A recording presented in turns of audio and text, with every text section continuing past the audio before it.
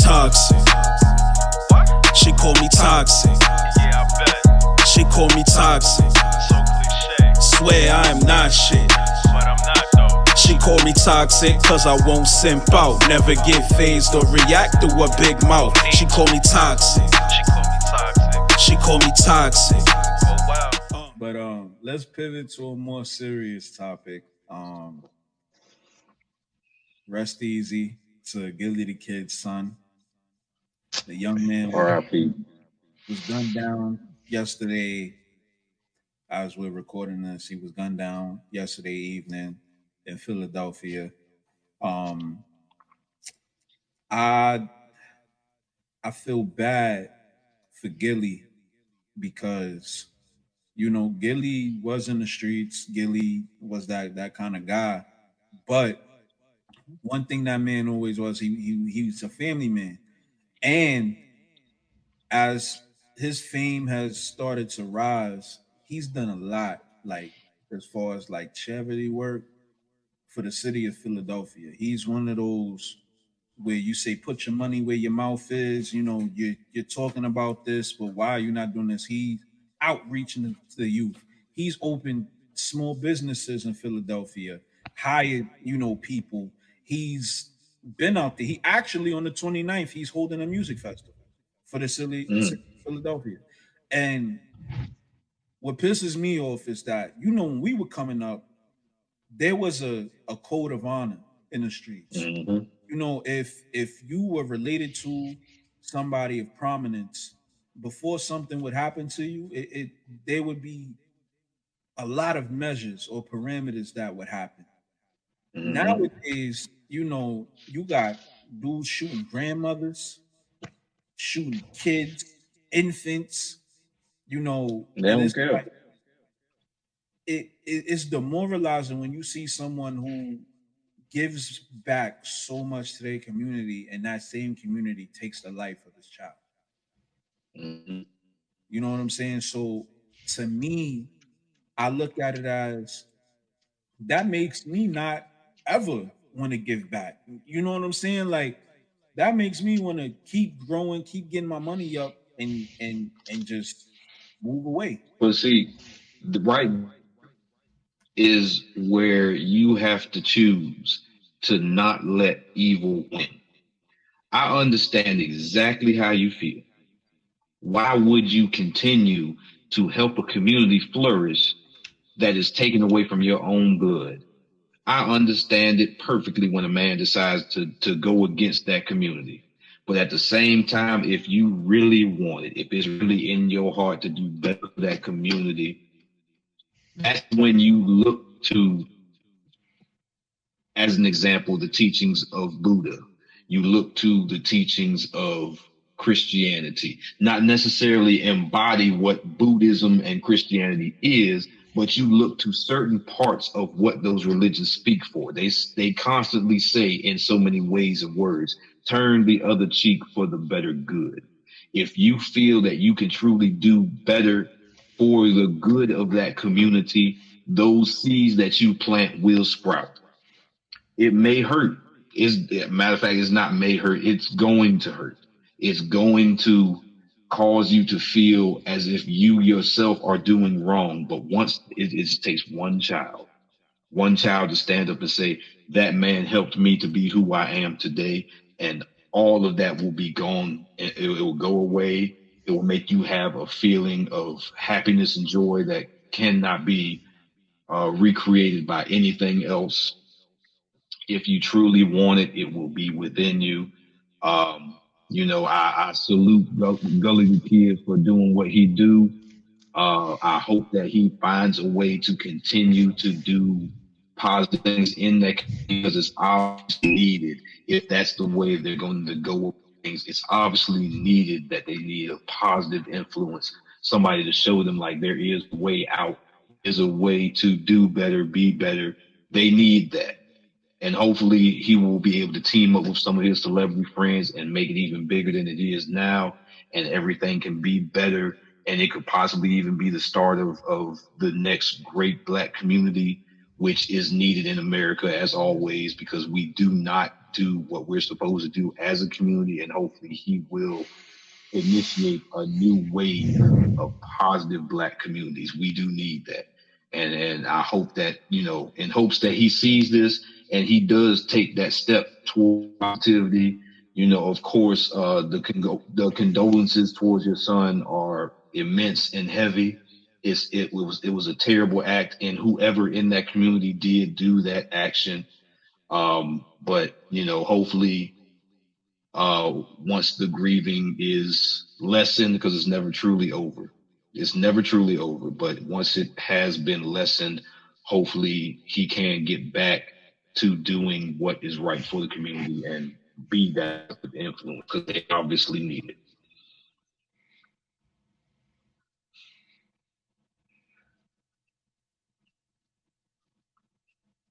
I think your mic off, Sean.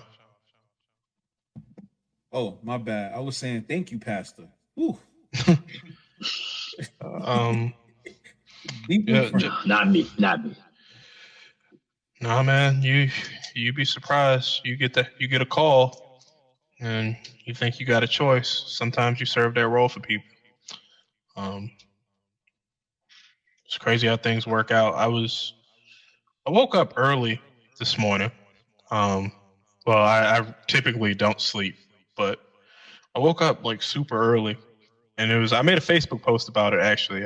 And it just lines up with this perfectly. It's so easy to seek retribution, vengeance, revenge, all of that. When people try and personify a lot of the traits of the God they worship, a lot of times the thing people choose is vengeance or wrath. When someone does wrong, I want to be the wrath of God. I want to be the fire and brimstone. I'm going to rain hellfire down on them. I've heard it all. And I know, I can only imagine what he's going through. Like, I've been with this baby for a month, and I'd be devastated if she was gone. He was with that young man his whole life, and he's a family man.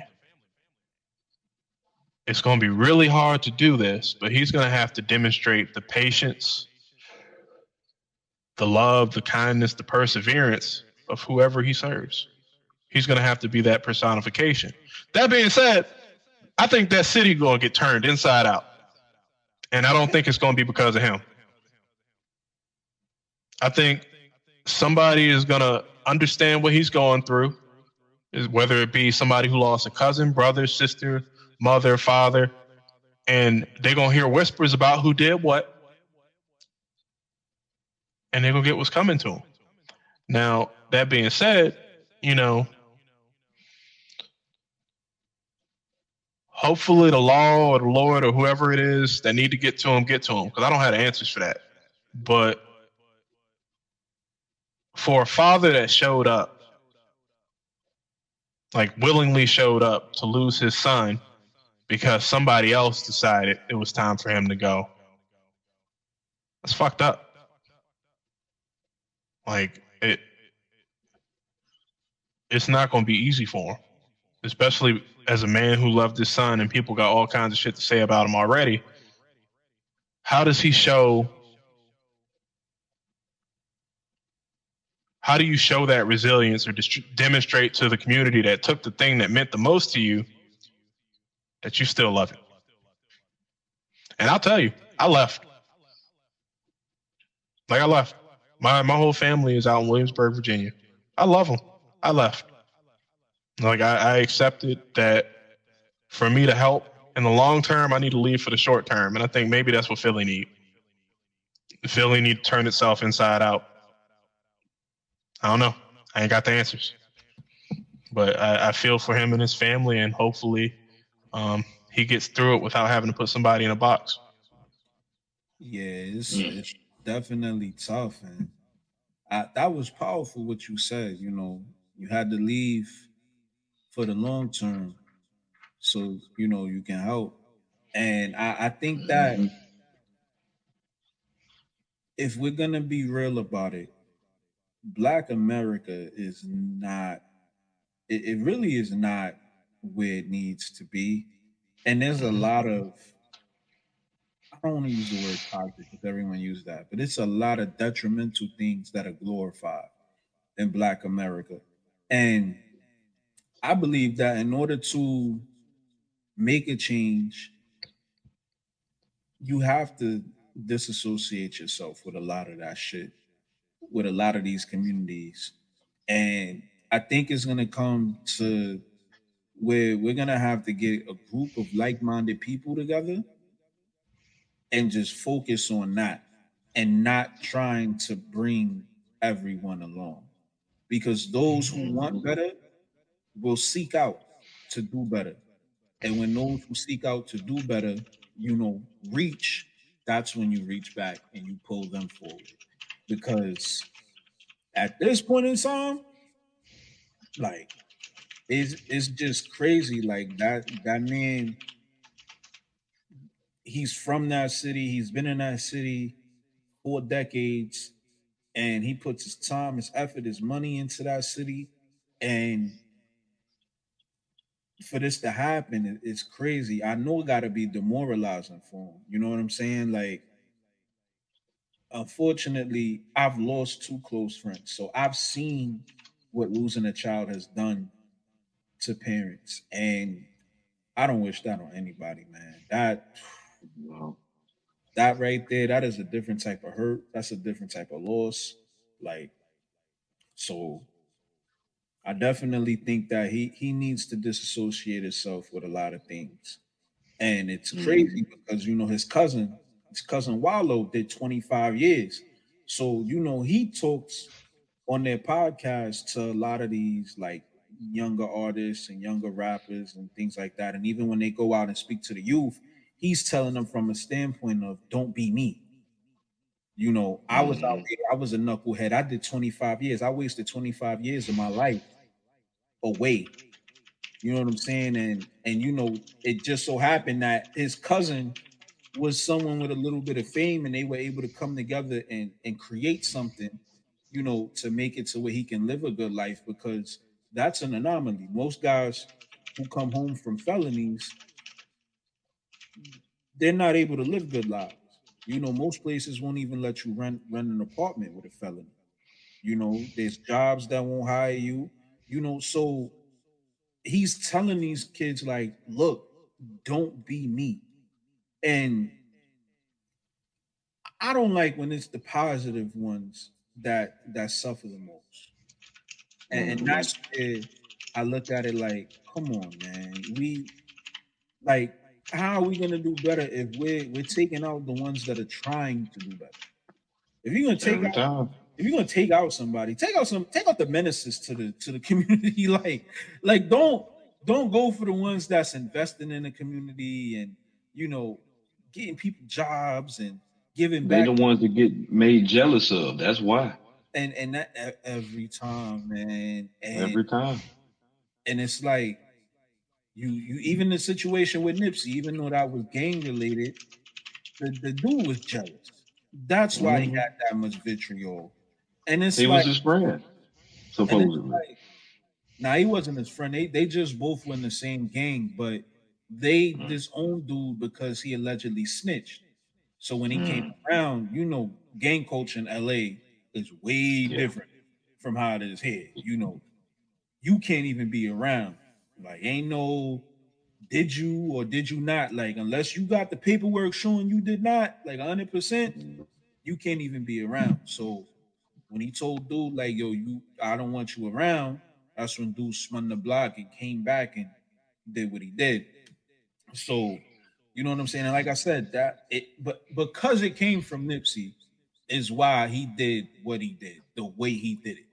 And it's like the jealousy, the envy, and remember the episode one, we had a discussion. Everybody cannot be player one. You cannot be the star player in every situation. And I think Hmm. learning how to play each role, because in life you're gonna have to play each role. Some days you're not gonna be Steph Curry. You're gonna need to be Clay Thompson. Some days you'll be Draymond Green. You know what I'm saying? Some days you'll be Andrew Wiggins. Like, you're not always gonna be Steph Curry. I think learning how to play those roles and accepting them as men is something that we need to do because this whole crab in the barrel mentality is it's destroying us. It really Hmm. is destroying us, man. And it's And it's like, strong. It's strong in Virginia. I don't know and why, but something about Virginia is strong. That crab in the barrel shit is real strong. and it's like it gives it takes away hope and the drive of some people who are in the position to help others to even want to help others because it's like I may help you and you may be the reason I crumble. You may be the reason I perish. Hmm. So it's like, why would I want to help you? And then it's like, how you it's difficult to tell who's genuine and who's not. And it shouldn't be like that. And it seems like it's more prevalent in Black America than anywhere else. Hmm. And of course, that's by design. But Hmm. we got to start changing the narratives. We got to start changing the narratives. We gotta do better. And it hurt me to see that. And like I don't know what his son was into. They said his son was a rapper or whatever. That's neither here nor there. I come from an era where even if his son was wilding out, before anybody could do anything to him because of who his father was, that had to be greenlit. There was an Hmm. OG who would talk to, Gilly and say, yo, this is what your son is doing. This is what's going on. And then that would get handled. You know what I'm saying? Like nowadays, there's no code, there's no nothing. And it's crazy. Like I said, like they're shooting grandmothers, they're shooting infants. They don't care. Like, we come from the era where it's like, yo, you got a problem with somebody, we'll fight it out. Or Hmm. if it got to the point where you couldn't fight it out, if you could do with like his wife and children, you gave him a pass. Like, Hmm. nah, you with your kids, my bad. You with your kids, you with your grandma and everything. It's like you gave him a pass. And so yeah, we're gonna wrap this up. I thank you fellas for your time. This has been another episode of Sue Me Later. I'm Sean Bills, your host, the villain with the most. This is Ben Frank and Devin, and we're signing out. Yes, sir.